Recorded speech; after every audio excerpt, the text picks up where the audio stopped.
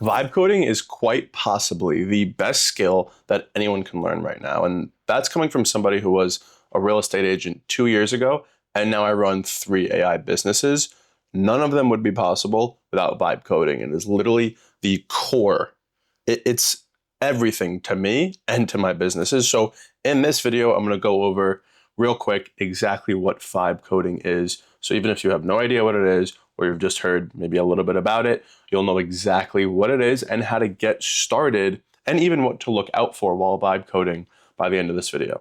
So let's get straight into it. We're going to quickly go over what it is, the tools, the biggest ones out there, and even the ones that I prefer, the catch, and then how to actually get started.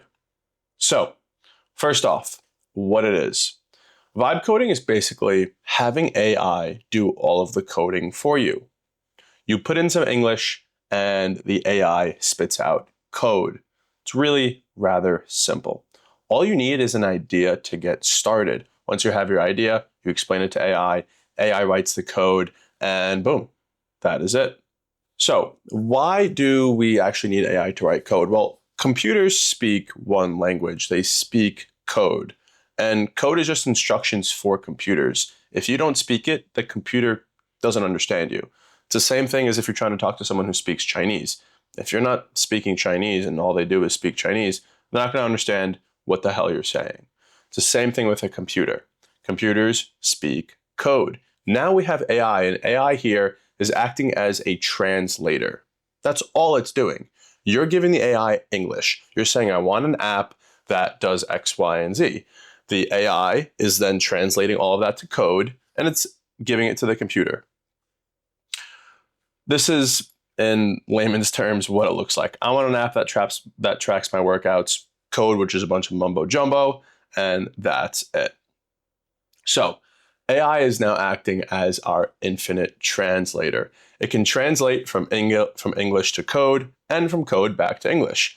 So to make your idea come to life, it's really rather simple. You just text it, tell it what you want. The AI translates your idea. The computer sees the code. Your app exists, plain and simple. So now comes the tools, the part that probably looks familiar to, or looks the most familiar. Here are the 6 biggest vibe coding tools out there. I have my picks, nicely labeled. Every one of these is the same idea. They pretty much provide you with a chat box, which you can text in, and the output is code. Some are better than others. Some are fine-tuned for different results. Like I know Replit might be really good at websites, while Lovable is good at apps. Claude Code and Cursor are kind of just like, and Codex are kind of just more just generalized. These 3 on the bottom are way more beginner friendly. Replit, Base44, and Lovable. And then Cursor, Claude Code, and Codex are the more advanced ones. They actually require you to kind of understand a little bit of file structure, and you need to start your own project to do so. With Replit, Base44, and Lovable, you can literally just go onto the site and say, build me X, Y, and Z, and it'll just do it. With Cursor, Codex, and Claude Code, there's a couple more steps in between, but definitely worth it. Really, all you need to do is learn how to right-click on your computer, hit create folder, and then open the folder inside of the tool. And then you're good to go. You just tell these tools exactly what it is you want, and you get to work. Again, my businesses would be nothing without my 2 favorite tools right here. So highly recommend that you get started with them.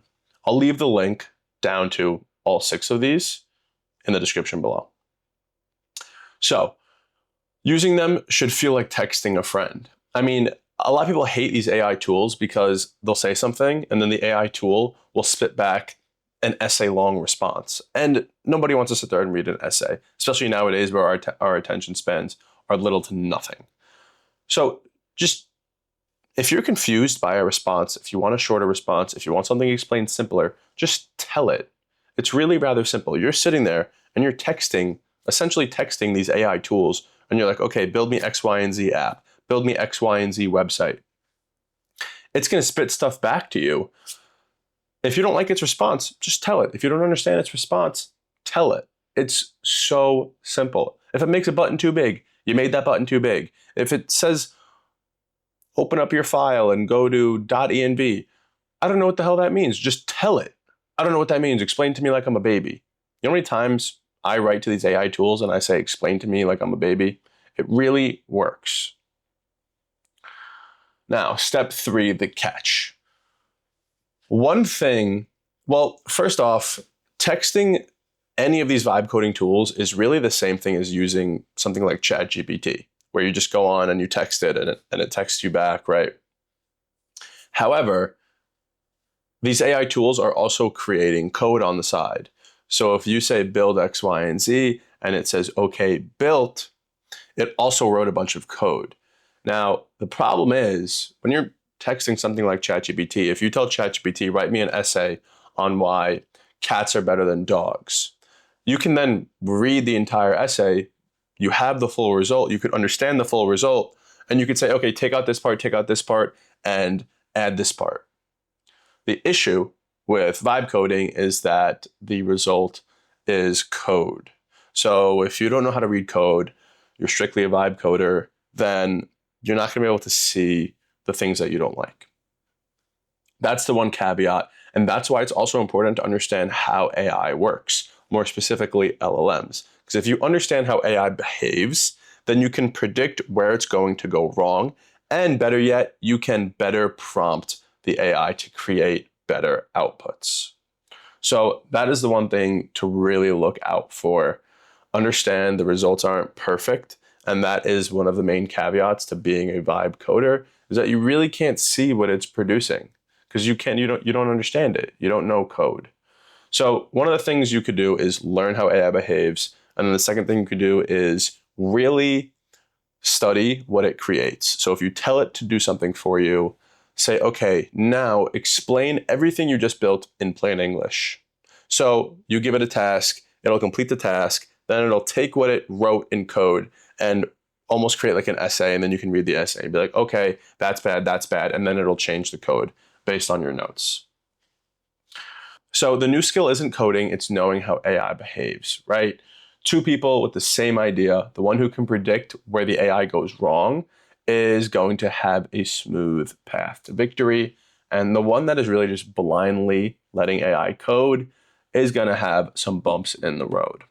Real vibe coding shouldn't just be one prompt. Like I said, you want to iterate on it, tell it what you want, look at it, tell it what's wrong, and repeat until it's right. If you can't read the code, then have the AI translate the code back to you.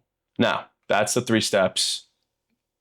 Let's talk about actually getting started. The first thing you're going to want to do is pick a tool. Please go with Cursor or Claude Code, maybe even Codex, and open up a folder and just get to freaking work. It's really that simple. All you really need to do is know your idea and be able to explain it clearly.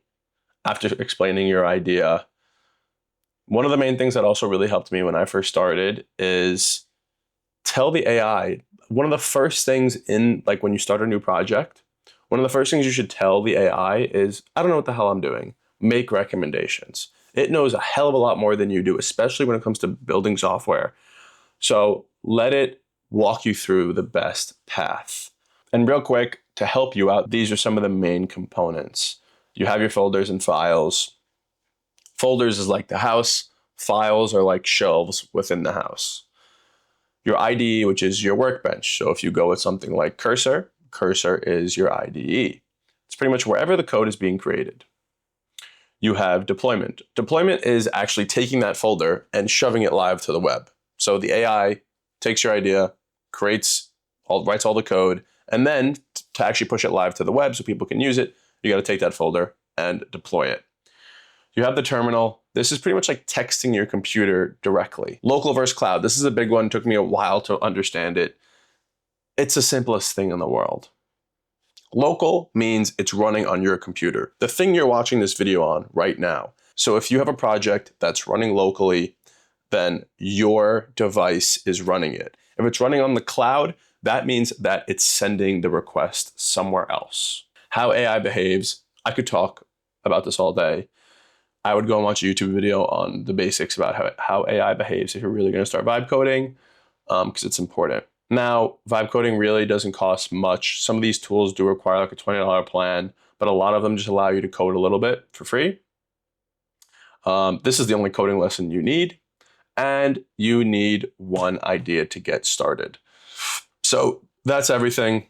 Take your idea, have AI write the code, and you can create anything. This is changing the world, especially when it comes to people being able to innovate. This isn't something that I would just blow over. Vibe coding is something that everyone should at least learn a little bit about. So if you ever have that idea, you can capitalize on it. That's going to be it for this video. If you found it at all helpful, please like and subscribe, and I will hopefully see you in the next one.